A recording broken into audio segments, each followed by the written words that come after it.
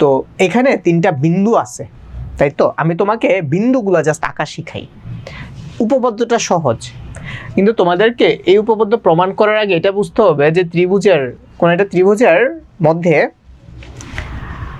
আমাদের জন্য আর কি, মানে ইন্টারমিডিয়েট লেভেল পর্যন্ত বা এসএসসি লেভেল পর্যন্ত 4টা বৃত্ত হচ্ছে আমরা আঁকতে পারি ত্রিভুজ সেন্টার্ড। একটা হচ্ছে যে তোমার পরিবৃত্ত, সো পরিবৃত্তের যে কেন্দ্র সেটাকে বলি হচ্ছে আমরা পরিকেন্দ্র। আচ্ছা, তারপর হচ্ছে আমরা আরেকটা আঁকতে পারি, সেটা হচ্ছে তোমার অন্তকেন্দ্র। হ্যাঁ, অন্তবৃত্ত আঁকতে পারি, তাহলে এই অন্তবৃত্তের যে কেন্দ্রটা হবে সেটা হচ্ছে অন্তকেন্দ্র। সবাই বুঝছো? আচ্ছা, এছাড়াও আমার এই যে ত্রিভুজ, এর আবার আরো 2টা কেন্দ্র থাকে, ত্রিভুজের কেন্দ্র থাকে। একটা হচ্ছে ভর কেন্দ্র আর একটা হচ্ছে তোমার লম্ব কেন্দ্র। এখন ওই যে কেন্দ্র জিনিসটা যখন আসে, তোমরা আবার সবাই ভাবো যে কেন্দ্রর সাথে তো আমাদের বৃত্তের রিলেশনশিপ।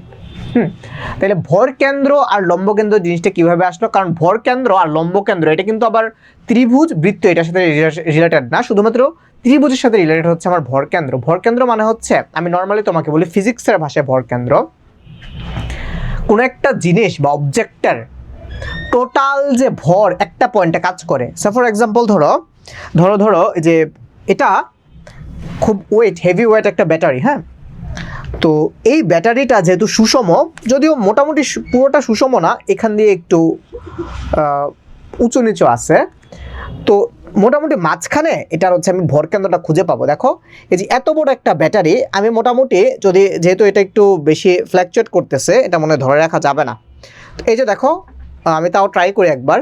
এই যে মোটামুটি একটা পয়েন্টে আমি ব্যাটারিটাকে হচ্ছে অ্যাডজাস্ট করে রাখতে পারতেছি। আমার কাছে আর অন্য কিছু নাই, থাকলে দেখাইতে পারতাম। তোমাদের যে বড় স্কেল আছে না, 12 ইঞ্চির বড় যে স্কেলটা, যেটা দিয়ে তুমি হচ্ছে মার্জিন করো, তুমি ঠিক এটার 6 ইঞ্চির মাঝখানে এভাবে আঙ্গুল দিয়ে দেখবা যে তুমি পুরোটাকে স্টেবল রাখতে পারতেছো। তার মানে কি, ওই অবজেক্টটা সম্পূর্ণ ভর যে কেন্দ্রটাতে, সেটা হচ্ছে আমার ভর কেন্দ্র। তো ত্রিভুজের মোটামুটি 4টা কেন্দ্র আমরা পাই: পরিকেন্দ্র, লম্ব কেন্দ্র, ভর কেন্দ্র, আর হচ্ছে অন্তকেন্দ্র। তো আমার এইখানে হচ্ছে অন্তকেন্দ্রটা আর লাগবে না। তো আমাদের যে জিনিসটা লাগবে সেটা হচ্ছে পরিকেন্দ্র, ভরকেন্দ্র আর লম্ব বিন্দু বা লম্ব কেন্দ্র, যেটাই বলো না কেন, লম্ব বিন্দু, লম্ব কেন্দ্র, এই 3টা জিনিস আগে আমরা শিখি। চলো, খুবই খুবই ইম্পর্টেন্ট জিনিস এবং খুবই বেসিক একটা জিনিস। তো কোন একটা ত্রিভুজের পরিকেন্দ্র, আচ্ছা পরিকেন্দ্রতে পরে যায়, আগে তোমাকে হচ্ছে ভরকেন্দ্রটা বুঝে, কারণ ভরকেন্দ্র হচ্ছে ইজিয়ার, মাচ ইজিয়ার। ধরো তুমি একটা ত্রিভুজ আঁকলা,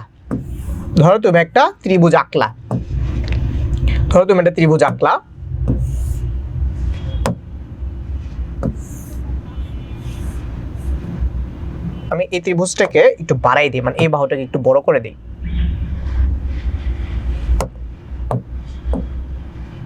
ওকে, ফাইন। আচ্ছা, এই যে ত্রিভুজটা তুমি আঁকছো, বুঝো, তোমাদেরকে গতকালকার ক্লাসে ভাইয়া মধ্যমা শিখাইছিলাম না? কোন একটা ক্লাসে মধ্যমা, মনে আছে তো? মধ্যমা কাকে বলে? যে ত্রিভুজের শীর্ষবিন্দু থেকে বিপরীত বাহুর মধ্যবিন্দুর উপর যদি তুমি একটা সরল রেখা টানো, সেটা হবে মধ্যমা। তাইলে ধরো আমার এই ত্রিভুজটা হচ্ছে এবিসি ত্রিভুজ, তোমরা ভালো করে বুঝো, এটা হচ্ছে আমাদের এবিসি ত্রিভুজ। আজকের ক্লাসে কিন্তু পড়া অনেক, আমরা আজকে এনিহাও ব্রহ্মগুপ্ত শেষ করবো ইনশাল্লাহ।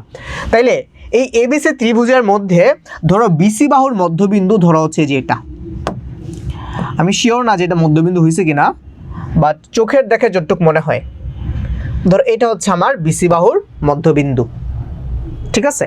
তাইলে আমি যদি হচ্ছে আমার এই এ বিন্দু আর এই যে এই মধ্যবিন্দুটাকে হচ্ছে আমি কানেক্ট করে দেই, তাহলে হচ্ছে আমি কি পাবো? একটা মধ্যমা পাবো। সেম ভাবে ধরো আমার এই এসি বাহুর মধ্যবিন্দু ধরো হচ্ছে যে এটা, এসি বাহুর মধ্যবিন্দু ধরো হচ্ছে এই যে এটা, এই যে এটা হচ্ছে ধরো আমার এসি বাহুর মধ্যবিন্দু, আরেকটু নিচে নামবে।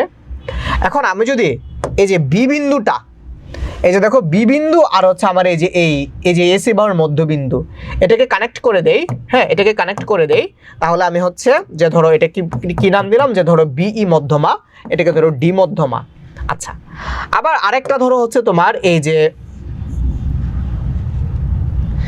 যে এবি বাহুর মধ্যবিন্দু, হ্যাঁ এবি বাহুর মধ্যবিন্দু, এবি বাহুর মধ্যবিন্দু ধরো হচ্ছে এই যে ধরো এটা হচ্ছে সেই মধ্যবিন্দুটা, এটা ধরো হচ্ছে এফ। তাহলে তুমি দেখো আমি এখানে 3টা মধ্যমা কিন্তু আঁকছি, তোমরা একটু ভালো করে নোটিস করো যে এই 3টা মধ্যমা একটা বিন্দুতে ছেদ করছে, রাইট?